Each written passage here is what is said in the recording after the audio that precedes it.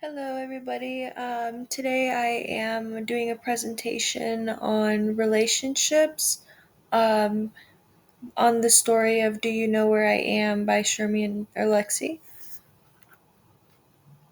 So we'll start off with reading a quote from the book. So it says, Sharon was Apache and I was Spokane, but we both practiced our tribal religions like we practiced Catholicism. We loved all of the ceremonies but thought they were pitiful cries to a disinterested God. I chose this image by Omar Yasmin, Romeo and Juliet, because it kind of shows that Juliet was kind of from like a higher society, and Romeo was kind of from the lower, from a different gang part of the society. And despite their differences, they still had a lot in common and were attracted to one another. Then for this quote, I chose lemons, and the quote is Sharon and I always tried to take the same classes and mourn the absence whenever we couldn't. We read the same books and discussed them while we were naked and intertwined. Oh Lord, we were twins conjoined at the brain, heart, and the crotch. I chose a lemon because in some cultures, lemons are associated with young love, and I felt like lemons go well with Sharon and her boyfriend because they're young and in love, and they aren't really experienced, and uh, yeah. And for the next one, I chose pomegranates because pomegranates are a sign of marriage and fertility. And in this quote, it says, I proposed to Sharon on the first day of our senior year, and she accepted. And we planned to secretly elope on the day after graduation. And that was on page 152. And I got this image from Jesus' boat, the pomegranate, as a symbol of spirituality. Once again, the pomegranate symbolizes marriage, fertility, love, a new beginning. And then for this quote, it says, I reached in expecting the cat to bite or claw me, but he remained gratefully passive as I tore away the branches and freed him. I lifted and carried him back up the bank. He was dirty and smelly, and I wanted all of this to be over. So in this quote, um, her boyfriend was very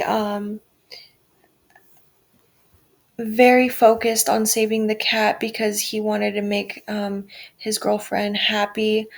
He made a sacrifice, and even though it was dangerous, he did it for love. And that image was by Steve Cray, Defenders of the Catholic Faith. All during this time, Sharon never spoke. I can only guess at her emotions, but I imagine she was shocked and hurt by my disloyalty.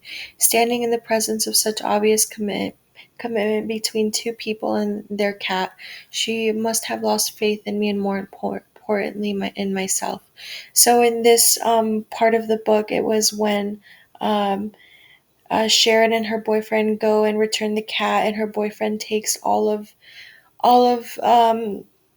the credit on saving the cat, and it just really made Sharon really devastated because he lied. And I chose a rose because the rose is kind of like abandoned love. It's kind of like it was once there, but it's kind of just gone away. And this image was by Melissa Paulson, a closer look at grief and loss.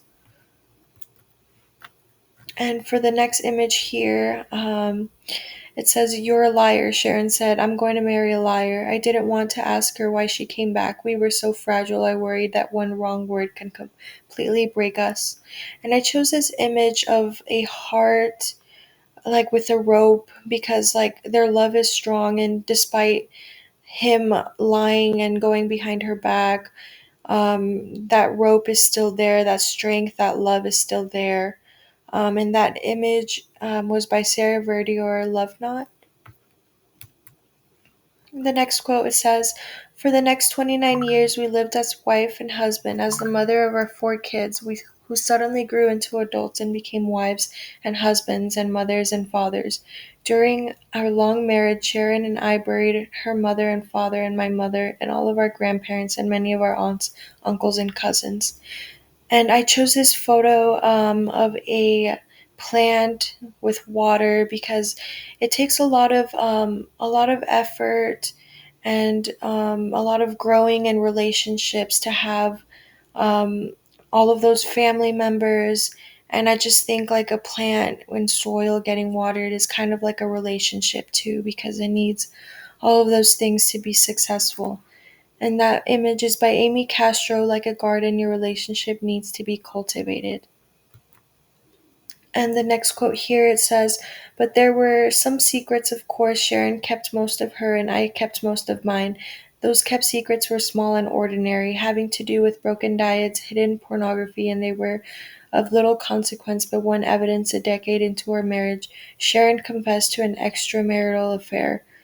And so this, I chose this heart with a needle through it because even though they love one another and they have this amazing relationship, there are some hidden secrets and some things that Sharon did that caused a tore, a cut into their heart, into their relationship. And that photo is by Ali Lebo's Choices in Cheating. So after realizing that Sharon cheated on her husband, um, he says this.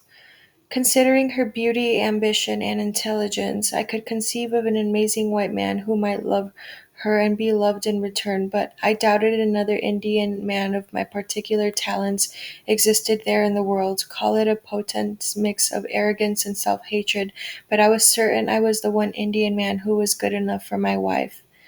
And right here it just shows that, you know, Sharon's husband is just so committed and he just loves his wife so much that despite her cheating, she has all of these great qualities that make him want to stay with her. So he gives her another chance and decides to stay. So that's why I chose this image of someone handing a heart to their other partner. And that image was by David Flowers, The Power of Commitment in Relationships. And towards their end of their relationship, I have this quote right here. It says, "On her birthday that year, surrounded by her husband, daughters, sons, and her 6 grandchildren, Sharon blew out the candles on her cake and closed her eyes and made a secret wish." And right here, so she's just sitting on her birthday. She's old. She's surrounded by her husband, her daughters, her sons, her children's children, all of her grandkids, and she's just here blowing out a candle. And I think like she just had this amazing relationship. She fought through everything for the kids, and I have this image right here of a family with 2 kids looking at the sky and just feeling happy. And that's by Fact Sheets, Building Strong Family Relationships. And here are my works cited. So I have slide 2 through slide 7, and then right here I have slides 8 through slides 11. And that's about it for my presentation. Thank you.